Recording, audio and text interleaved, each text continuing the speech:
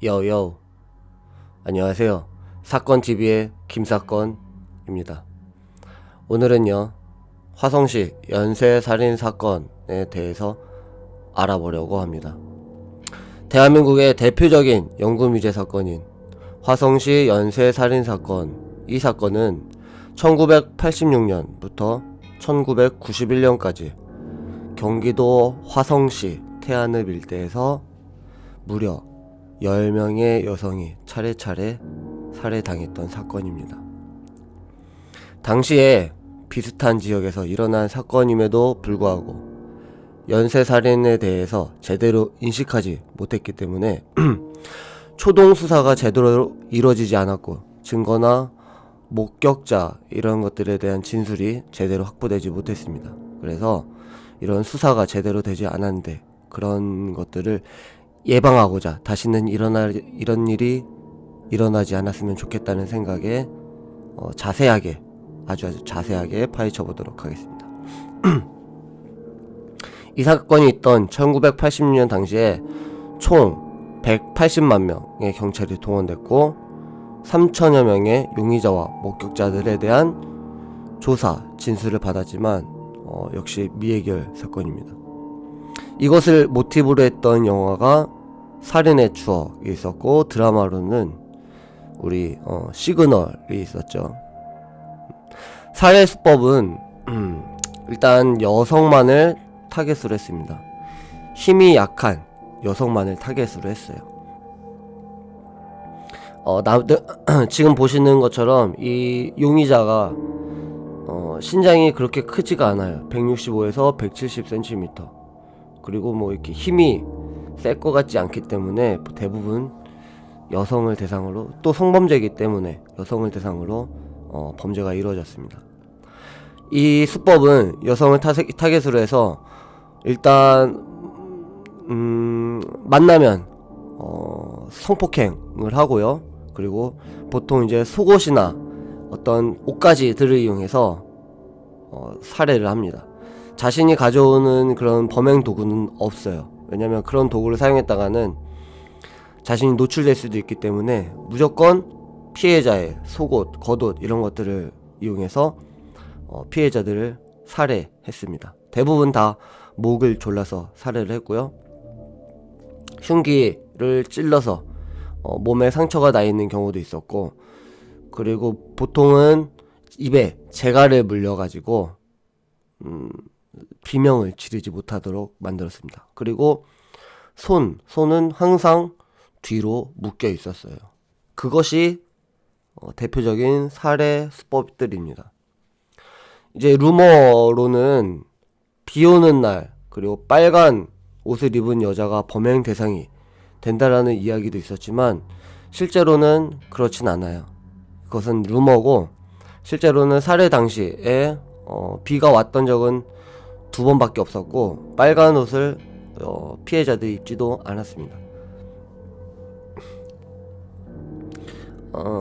이제 이 사건을 이야기하면서 여러가지 이런 사건 현장이나 그런 혐오감을 일으킬 수도 있는 사진들이 나오기 때문에 비가 약하거나, 물론 모자이크가 되어 있긴 해요. 그래도 그런 거 좀 혐오감 때문에 싫어하는 분들도 있으니까 미리 좀 알려드리도록 하겠습니다. 현상금 수배지라고 해야 되나요? 이 몽타주도 있는데 당시에 그 몽타주예요. 현상금 500만원. 당시 돈으로는 상당히 큰 돈이죠. 사건 일지 총 1차부터 10차까지 1차부터 10차까지 이렇게 사건이 일어났는데요. 이 중에 8차는 사실 원래는 연쇄살인은 아니에요. 이 사건은 그 용의자가 잡혔어요. 근데 이 용의자는 이 다른 사건들과 관련이 있던 용의자는 아니었고 그냥 모방범죄였습니다. 그래서 이 사건은 원래는 빠져야 맞는 거예요. 자, 그럼 첫 번째 사건, 지금으로부터 무려 31년 전 1986년 9월 15일 이날 오전 6시 20분쯤 경기도 화성시 태안읍 안영리의 한 풀밭에서 71세의 할머니께서 하의가 벗겨지고 흉기에 찔려서 살해된 채로 발견이 됩니다. 이 사진은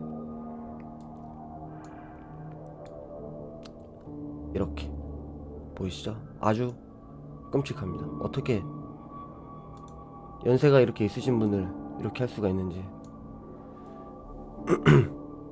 신원 확인 결과 동네 주민인 71세의 이모 씨였습니다.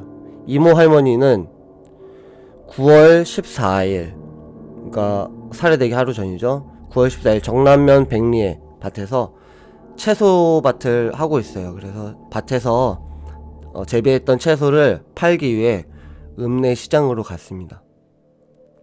채소를 팔고 나면 그 시장 가까이에 딸이 살고 있어요. 수원인데 수원에 딸이 살고 있는데 거기서 항상 하룻밤을 잡니다.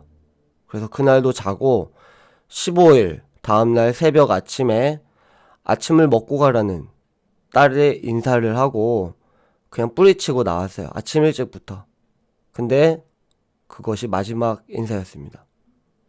그 후에 소식이 끊기고 실종됐는데 실종 신고 후 5일 만인 19일에 오후 2시경 차가운 풀밭에서 시체로 발견됩니다. 이 장소가 딸의 집에서 10분, 자신의 집에서 30분 거리에 있는 안녕리 길 옆 풀밭이었어요. 발견자는 누구였냐면 소에게 먹일 풀을 베려고 나왔던 마을의 한 목장 주인이었습니다. 당시에 사건 현장에 있던 고무신, 할머니가 신고 있었던 고무신이고요. 그리고 잘 보이나요? 이 사진은 가릴게요. 할머니가 신고 있었던 양말까지 이렇게 발견이 됩니다. 신고를 받고 출동했던 경찰은 육안으로 봤을 때 성폭행의 흔적은 보이지 않았지만 하의가 벗겨져 있었기 때문에 추행한 것으로 추정을 했고, 당시 버스가 딸이 살고 있던 집까지 들어오지 않았기 때문에 아침에 버스를 타기 위해 그 큰 길까지 걸어가야 하잖아요. 그래서 큰 길까지 걸어가다가 범인에게 발각이 돼서 풀밭으로 끌려가서 살해된 것으로 추정이 됩니다. 연락을 받고 달려온 딸은 엄마가 아침만 먹고 갔더라면 이런 일을 당하지 않았을 텐데라며 무척이나 괴로워했습니다. 당시 현장에는 새벽이라서 이슬이 내린 이유도 있었는데 범인의 지문, 유류품, 족적 등의 흔적은 일절 발견되지 않았으며 피해자의 고무신과 양말만이 버려져 있었을 뿐이었습니다. 그리고 중요한 건 야채를 팔아서 그 돈 얼마나 하겠어요. 근데 그 돈까지도 범인은 가져갔습니다. 나중에 또 이야기하겠지만 범인은 돈이 없었던 것 같아요. 피해자들을 성폭행하고 살해를 하고 그리고 돈 얼마 있지도 않은 돈을 다 가져갑니다. 경찰은 부검을 의뢰했는데 부검 결과 사인은 액살, 그러니까 목을 졸라서 살해했던 것이고, 현장에 버려진 피해자의 양말을 검정한 결과 지획은 양성 반응이 나왔지만 정액은 양말이나 질 내에서 발견되지 않았습니다. 이것이 첫 번째 사건이에요. 할머니가 돌아가셨던 사건이고요. 두 번째 사건은 약 한 달 뒤 35일 만에 발생합니다. 10월 20일 오후 2시쯤에 송탄시 신정동에 살고 있던 25살 박모양은 화성시 태안읍 송산리에 살고 있는 수양어머니, 그러니까 친어머니는 아니고 길러주신 어머니죠. 수양어머니 허모씨를 만나러 가는 중이었어요. 20살이 넘어서 예쁜 미모로 동네에 소문이 자자했던 박모양은 어머니 허모씨가 좋은 남자를 소개시켜준다는 말에 예쁜 블라우스와 그리고 치마를 입고 꽃단장을 하고 허모씨의 집으로 갑니다. 그래서 집에서 허모씨가 소개시켜주는 남자와 함께 식사를 하고요. 그리고 밤 8시 50분쯤 더 있다가라는 허모씨 말을 이제 뿌리치고 집으로 향하게 됩니다. 집이 송탄이었기 때문에 송탄으로 가는 버스를 타려면 긴 농수로 뚝길을 걸어야만 했어요. 그게 여기 이 길이에요. 여기 있는 뚝길을 걸어가야 하거든요, 버스를 타려면.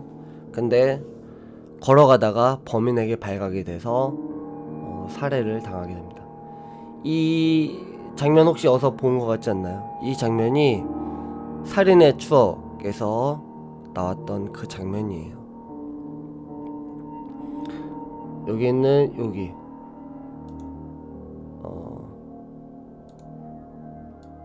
아이고 안 써지네. 농수로 현장에서 피해를 당했는데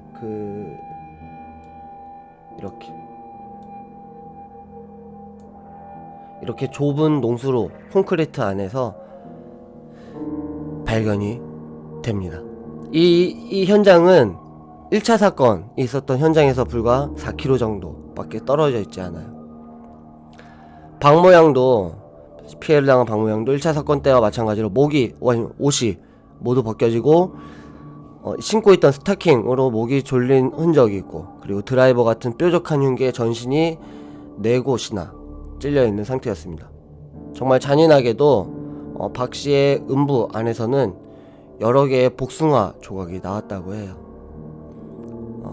범인이 박 씨를 성폭행하고 목을 졸라 살해한 다음에 그 다음에 이런 엽기적인 행동을 한 것 같다고 추정됩니다.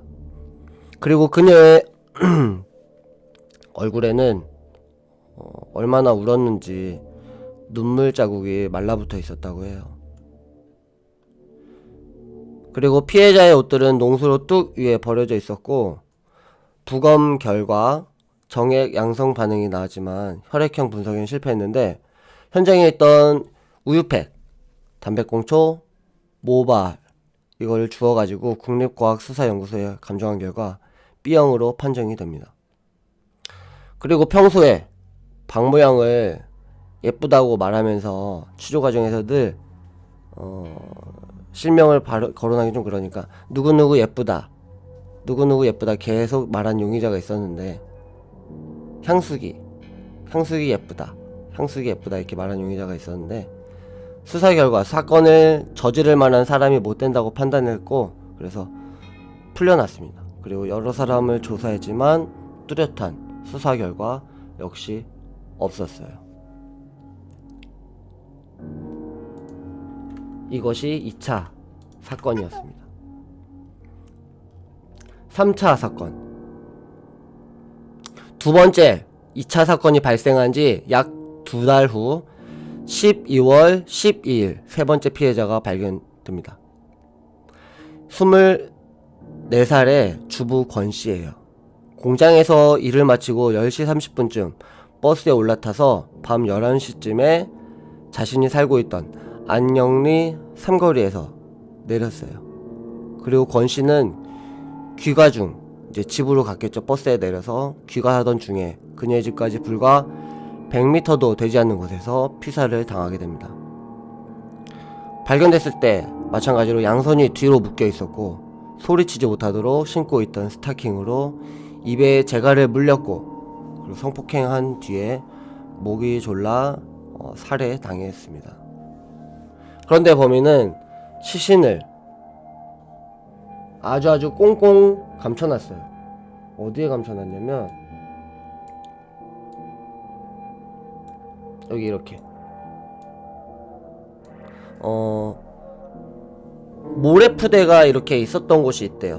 모래푸대가 이렇게 쌓아져 있던 곳이 있었는데 여기에다가 시체를 숨긴 거예요. 그런데 겨울이다 보니까 12월 겨울이다 보니까 시체가 썩지도 않고 사람들이 어디 뭐 이렇게 자세히 보지도 않죠, 당연히. 그러다 보니까 이 권 씨의 시체는 무려 4개월이 지난 다음에 1987년 4월 23일 논두렁 보수 작업을 하던 논주인 29살 김모 씨에 의해서 발견이 됩니다.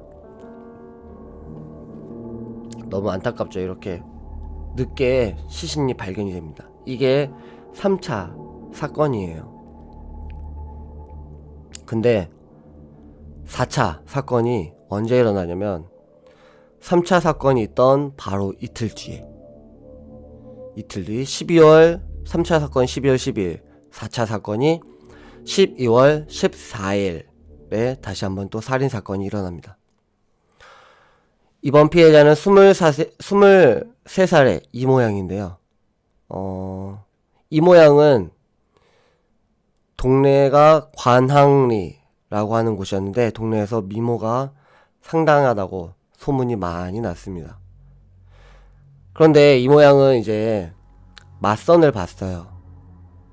그 수원 시내의 한 다방에서 맞선을 봤는데 맞선은 소개팅이랑 다르게 그 당시에는 이제 양측 부모님이랑 같이 나오는 게 이제 맞선이거든요. 그래서 상대방 맞선남이랑 같이 가족들과 함께 선을 보고, 그런데 맞선남은 당연히 여자가 마음에 들었겠죠. 미모가 뛰어나다고 이미 소문날 정도였으니까. 그리고 양쪽 부모님들이 이제 떠나고 둘은 이제 자리를 옮겨서 더 데이트를 하고 밤 11시가 되어서야 이 모양은 집으로 가는 버스를 탑니다. 근데 이 모양이 당시에 회사를 다니고 있었어요. 정수섬유라는 곳이었는데 이 정수섬유라는 곳에는 기숙사가 있었대요. 그래서 원래는 기숙사에서도 생활을 했었는데 기숙사에서 너무 늦었으니까 기숙사에서 자고 그냥 출근할까 하다가 집에서 엄마랑 오빠가 걱정하겠다는 생각에 그냥 집으로 향하게 됩니다. 당시에는 이 발전이 굉장히 늦었어요. 그래서 집이랑 버스 정류장이 굉장히 멀었거든요. 그래서 버스 정류장에서 집에서 한 1km 정도 떨어진 곳에 버스 정류장이 있었는데 거기서 내려서 집으로 돌아오던 중에 범인을 만났고 살해당하게 됩니다. 그녀가 맞선을 보고 집으로 돌아오지 않자 가족들은 밤새 그녀를 기다리면서 걱정하다가 밤이니까 어디 찾아볼 수가 없잖아요. 그래서 날이 밝을 때 낯선남, 당연히 먼저 연락해봐야겠죠. 낯선남한테 연락해보고 모른다고 하니까 친구들한테도 다 연락을 해봤지만 행방을 찾을 수가 없었어요. 그래서 맞선을 보고 사라진 지 이틀 뒤에 지나서 경찰에 신고를 하게 됩니다. 그 전에, 지금 이제 4차 사건인데 그 전에 말했던 3차 사건의 피해자의 사체, 시신이 이 사건이 있던 날까지 아직 발견이 안 됐잖아요. 3차 사건의 피해자의 시신이 한 4개월 뒤, 그러니까 다음에 4월에 발견됐다고 했으니까. 그래서 이 당시에 신고를 했지만 뭐 연쇄살인 사건이라고는 전혀 생각을 못했던 거예요. 그래서 그냥 실종이라고만 생각을 하고 수사를 하다가 그때 돌아오던 날에 정남면에서 버스에 내리는 것을 본 목격자가 나타나요. 그래서 그 목격자 말에 따라서 농수로 그리고 관항천 일대를 샅샅이 뒤져봤지만 그녀를 찾을 수가 없었습니다. 수사는 계속해서 진행됐고 지속적인 수색 끝에 사건 발생 후 일주일이 지나서 12월 21일 낮 12시 30분경에 관항천 뚝에서 들깨단에 덮여있던 그녀의 시신을 발견하게 됩니다. 들깨단은 뭐냐면 그냥 지푸라기 같은 걸로 만든 이불 같은 거라고 생각하면 될 것 같아요. 말로 하긴 좀 힘든데 당시 사건 현장을 보여드릴게요.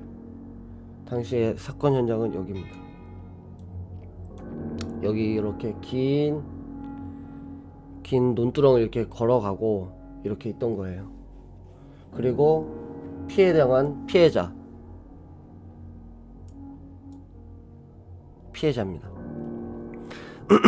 발견 당시에 그녀의 블라우스로 마찬가지로 양손이 뒤로 묶여 있었고요. 그리고 입고 있던 겉들이 머리에 뒤집어 씌워져 있었습니다. 그리고 스타킹, 신고 있던 스타킹으로 목이 졸려서 살해당했어요. 특이했던 점은 블라우스 입고 그 겉에 이제 자켓을 입는데 블라우스는 벗겨져서 손을 먹는데 사용했잖아요. 근데 자켓은 또 이렇게 입고 있었다고 해요. 빨간색 투피스 자켓이었는데 이거 입고 있었다고 합니다. 아마 빨간색 그 루머가 나온 게 이 사건 때문인 것 같아요. 왜냐면 이제 1차, 2차, 그리고 3차는 아직 발견되기 전이고 4차가 발견됐으니까 총 3번의 살인사건이 있던 거잖아요. 그러니까 이제 어느 정도 비슷한 살해수법과 그런 것들 때문에 연쇄살인이라는 추정을 하게 되고 빨간 옷을 입고 있었기 때문에 아마 그런 빨간색에 대한 루머가 있었던 것 같습니다. 그리고 사건 현장에서 그녀의 시신과 함께 발견됐던 게 여기 이렇게 보이죠? 핸드백, 우산, 손수건, 화장품, 주민등록증 이렇게 여러가지 것들이 있는데 우산 손잡이 있죠? 우산 손잡이 쪽에 혈흔이 묻어 있었대요. 근데 시체의 하체가 또 훼손이 되어 있었어요. 그래서 범인이 아마 우산으로 이 피해자의 하체를 이렇게 훼손한 것이 아닌가 라고 추정을 하고 있습니다. 1986년 9월 15일에 시작된 살인은 연말 12월 14일까지 벌써 4차례에 걸쳐서 진행이 됩니다. 물론 당시에는 3차 사건의 피해자 시신이 발견되지 않았었기 때문에 경찰이나 뭐 주민들은 3명으로 알고 있지만 그래도 3명이라도 이 인근 일대에 벌써 3명이나 죽었다는 게 얼마나 소름 끼치겠어요. 그래서 여기까지 1차부터 이거 지우고 1차부터 총 4차 사건까지 말씀을 드렸고요. 이제 쉬었다가 또 5차부터 10차까지 또 말씀을 드리도록 하겠습니다. 구독해주세요. 제발요.